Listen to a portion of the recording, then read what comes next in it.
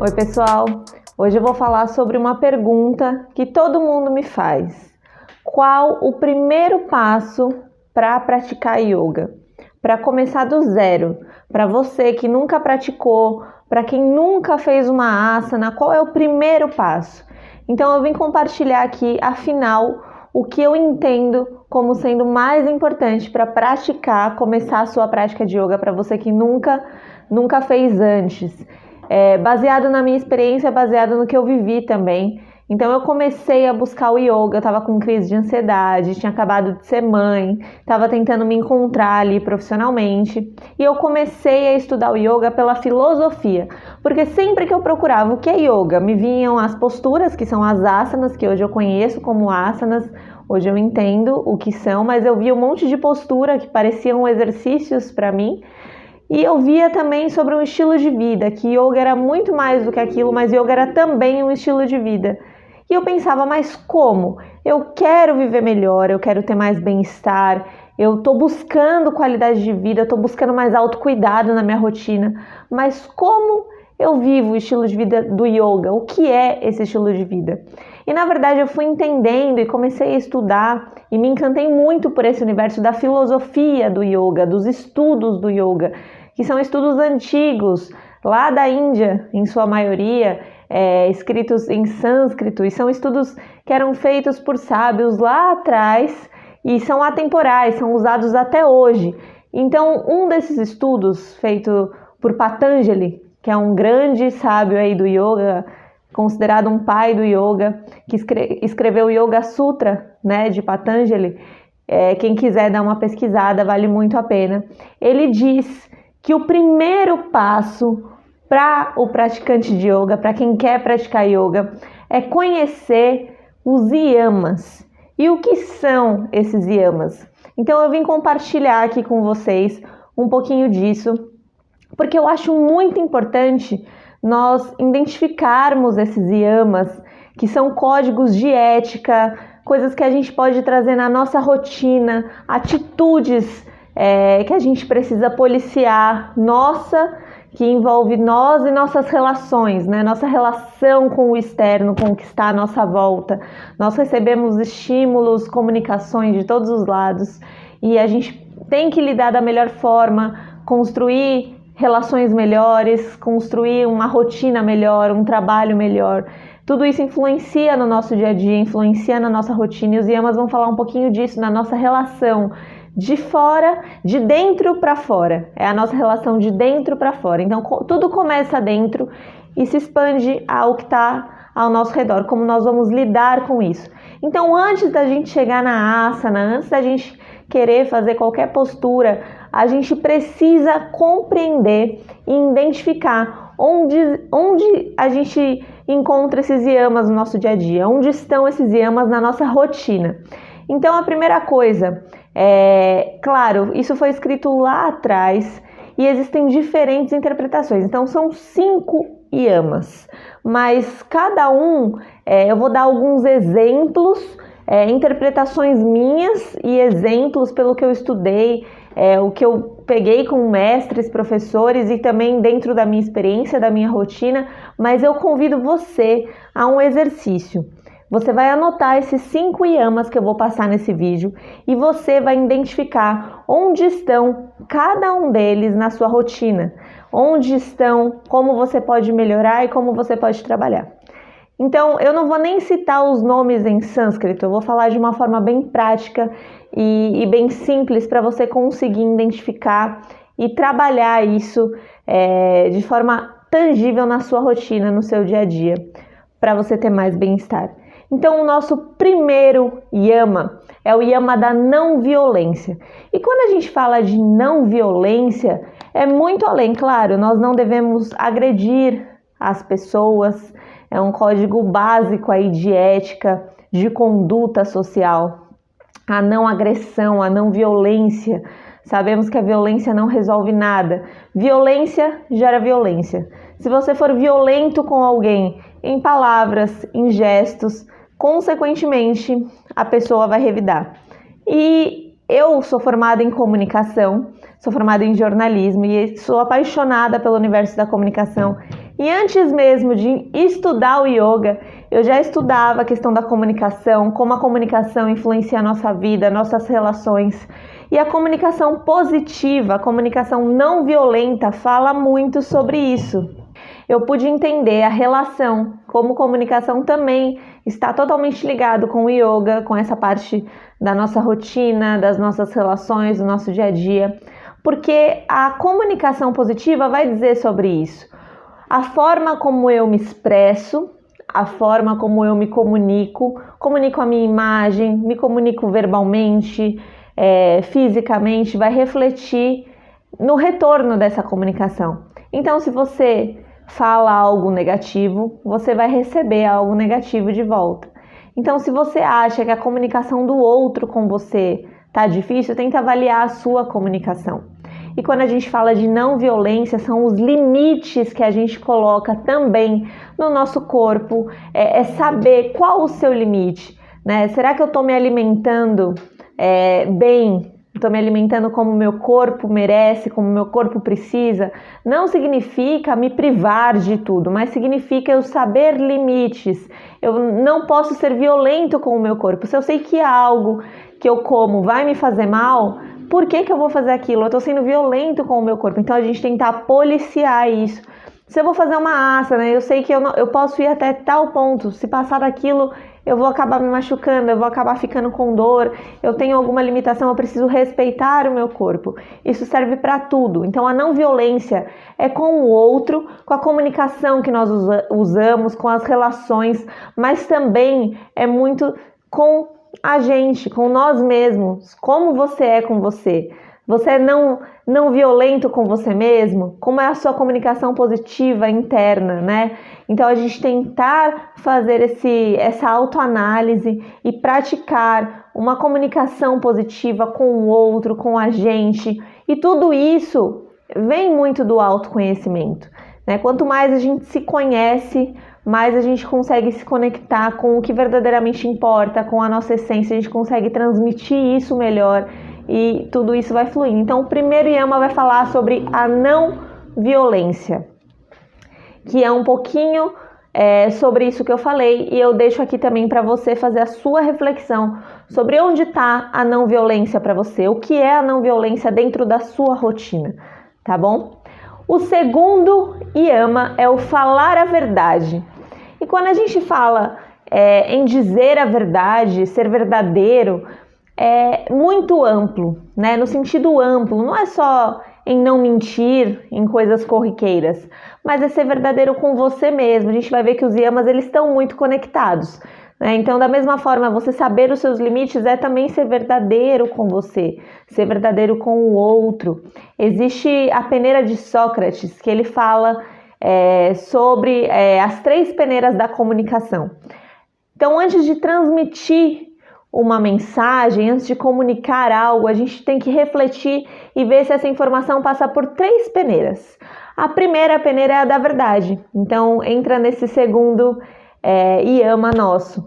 Essa informação que eu estou transmitindo, essa informação que eu vou passar, essa comunicação, ela é verdadeira? É uma verdade? A segunda peneira é a da bondade. Isso é bom para alguém? Né? Entra também na não violência, né? Vou estar atingindo positivamente alguém ou não? Isso é bom para mim e para alguém? E a terceira peneira é a peneira da necessidade. Isso é necessário? Eu preciso mesmo passar essa informação? Se essa notícia, essa informação passar por 3 peneiras, aí você pode passar adiante. Se não, se parar em alguma dessas peneiras, avalie, respira fundo antes de falar, porque provavelmente algo está errado. Então a gente deve analisar isso na nossa rotina, no nosso dia a dia. E quando a gente fala dessas 3 peneiras da comunicação, atualmente a gente recebe muita informação. Rede social é informação o tempo todo, dentro do nosso trabalho. Às vezes uma fofoca que a gente escuta, né? Isso acontece, infelizmente, na nossa rotina. Então é saber identificar o que é verdadeiro, o que é bondoso e o que é necessário. Se não for verdadeiro, bondoso ou necessário para você, e para outra pessoa, não transmita isso. Uma coisa que eu aprendi aquilo que o outro faz não está no nosso controle. A gente sofre demais, muitas vezes porque a gente quer controlar. Eu sofri muito com isso já, eu sou uma pessoa muito controladora.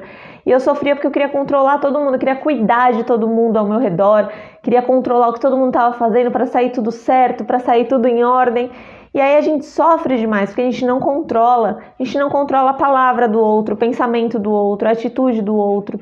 Isso também acontece quando alguém nos critica, né? Alguém do trabalho, você fala, ai, eu sei que tal pessoa ali do trabalho não gosta de mim, e você fica ruminando aquela informação, fica lamentando aquilo, tentando entender, e a gente sofre. A melhor atitude diante disso é entender que a atitude do outro não está no nosso controle, mas a forma como nós reagimos àquela atitude, sim.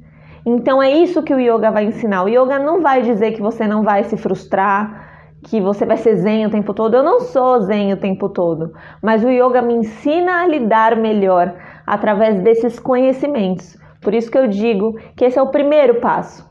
A gente ter o conhecimento, a gente saber qual é a base, identificar na nossa rotina, identificar na nossa realidade e depois então exercitar, porque a transformação que a gente deseja na nossa rotina, ela vem pelo exercício, pelo hábito, pela constância. Não existe uma transformação da noite para o dia, então tudo é um hábito, tudo é constância, então a gente tem que trazer isso para o dia a dia. O primeiro passo é o conhecimento, é conhecer, é identificar na nossa rotina, e o que o outro faz é um karma dele, a forma como nós reagimos àquilo passa a ser nosso karma. Então, como você está reagindo? Você está sendo verdadeiro? Você está sendo não violento? Então, fica aí a dica para você refletir também no segundo yama. Onde está o falar a verdade? É algo que você pratica? Onde você pode melhorar isso? Tenta identificar isso na sua rotina, tá bom? O nosso terceiro yama é o não roubar. E quando a gente fala não roubar, parece muito óbvio, né? A gente não vai roubar nada de alguém, é muito antiético, é criminoso. E quando a gente fala de não roubar no yoga, não é só furtar, não é só sobre tirar algo material que não é nosso. Mas quando a gente fala de roubar é em vários sentidos, a gente se rouba muita coisa. Você não está roubando o seu tempo? Você já ouviu falar, quem estuda um pouco de marketing, mercado empreendedor, já deve ter escutado falar sobre a síndrome do impostor, né? Quando a gente se auto-sabota. Será que você não está roubando o seu tempo reclamando demais?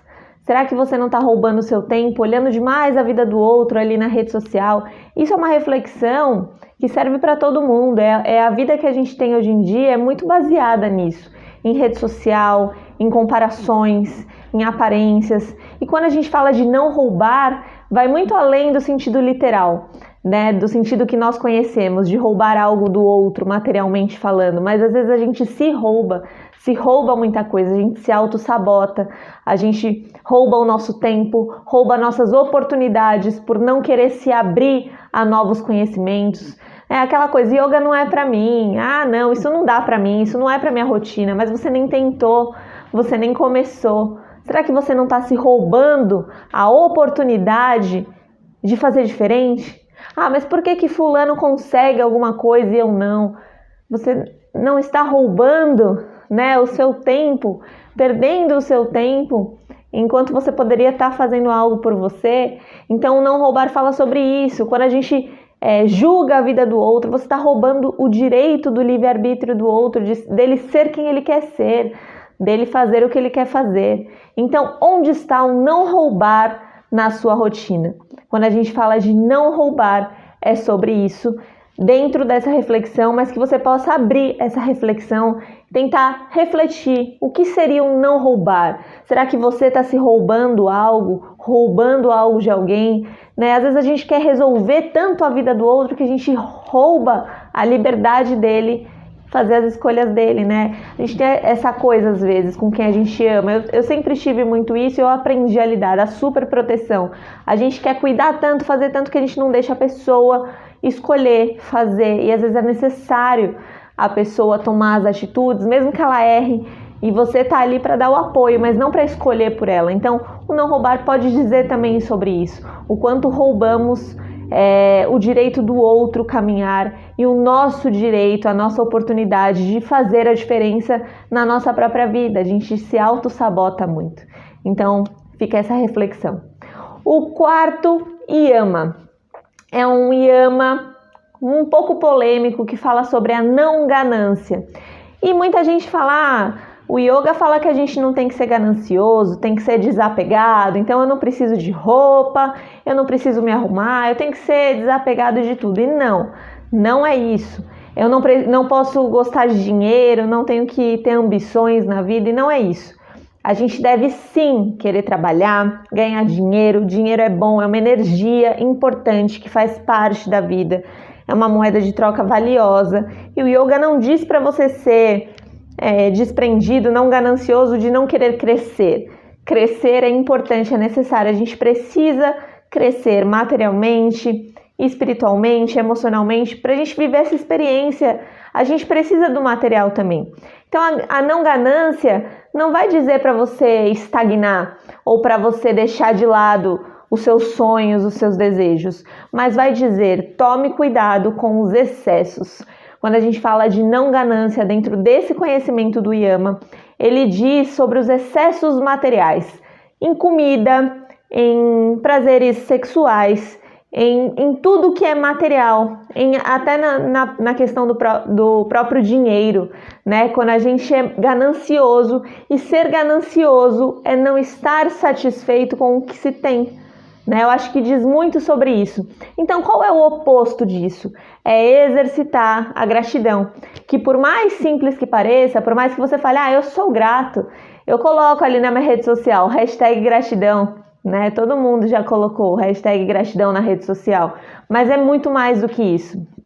É a gente realmente sentir a gratidão, é a gente realmente parar, refletir e sentir a gratidão por coisas simples. É fácil você ser grato por um grande acontecimento, uma promoção no trabalho que você tanto esperou, o nascimento de um filho, né?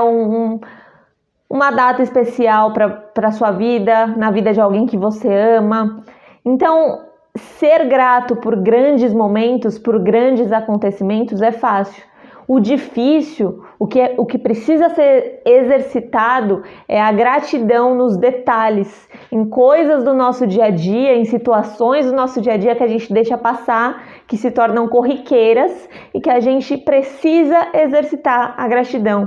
E aí, quando a gente exercita a gratidão, o que a gente ganha? Além de vibrar a gratidão, lembra, né? Isso vai ali para a comunicação, o que você comunica, o que você expande de dentro para fora é o que você recebe também de fora para dentro. Então, se você vibra a gratidão, você vai receber isso em troca. Mas, além disso, quando você exercita a gratidão, você se dá conta de quanta coisa você tem para agradecer.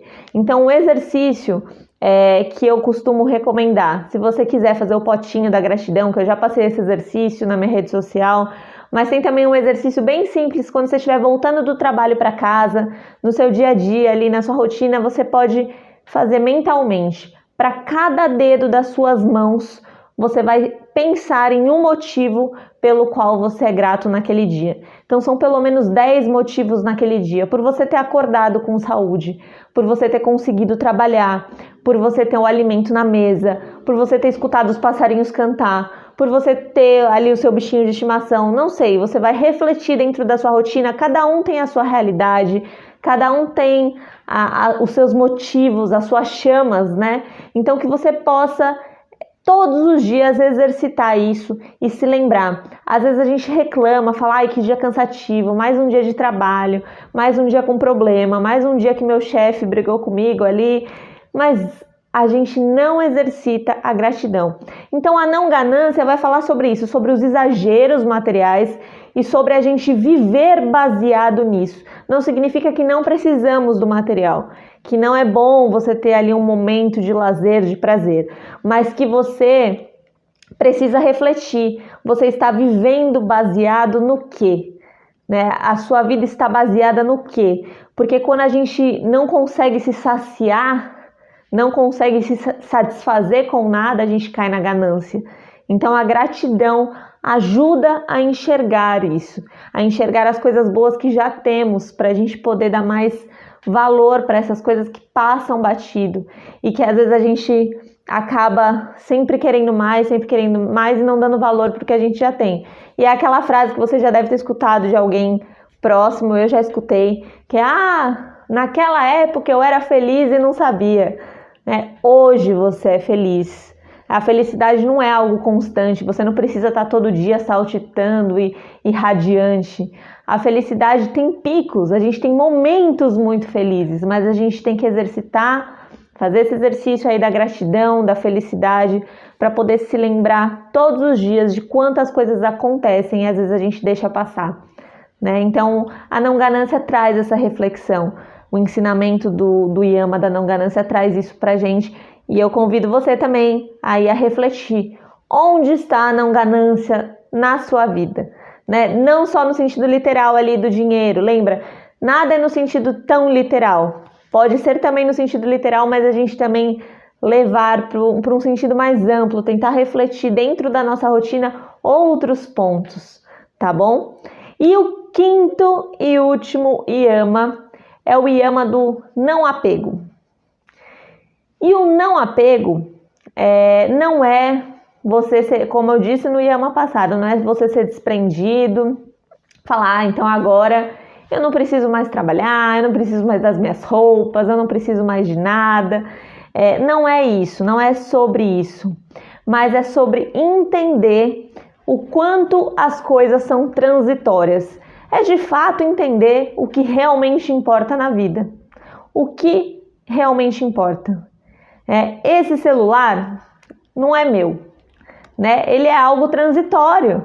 Ele não é meu de fato, ele é algo material, transitório, que agora ele pode cair no chão e quebrar e não vai mais ser um celular, não vai mais ser meu, né? Não, a gente tem esse sentimento de posse pelas coisas materiais, por trabalho, por situações, por pessoas, e é tudo muito transitório na nossa vida. Até nossa própria matéria é transitória, porque se tem uma certeza que a gente tem, é que a gente vai morrer. Então, é uma reflexão, tá? Independente da sua crença, independente do que você acredita, uma coisa nós temos certeza, né? Que a nossa matéria é algo transitório, não é algo que dura para sempre, fisicamente falando. Nós não vamos durar para sempre. Então, esse ensinamento diz sobre isso. Pare o que você está fazendo e reflita, né? Você está vivendo baseado no apego, você está sofrendo por objetos, por bens materiais. Então, você precisa rever isso. Você precisa mudar um pouco o foco e parar de sofrer, porque isso gera sofrimento. Quando a gente tem o apego, vai gerar o sofrimento. Nas próximas semanas eu vou continuar falando sobre isso. A gente vai falar na próxima semana sobre os niyamas, que também os niyamas vão falar um pouco da nossa relação interna com o externo, e o yama, os niyamas é mais a nossa relação interna, é uma coisa mais profunda da nossa essência, como que a gente consegue viver melhor, se sentir melhor, são as nossas condutas internas, né? E o yama é nossa conduta com o outro, com o externo.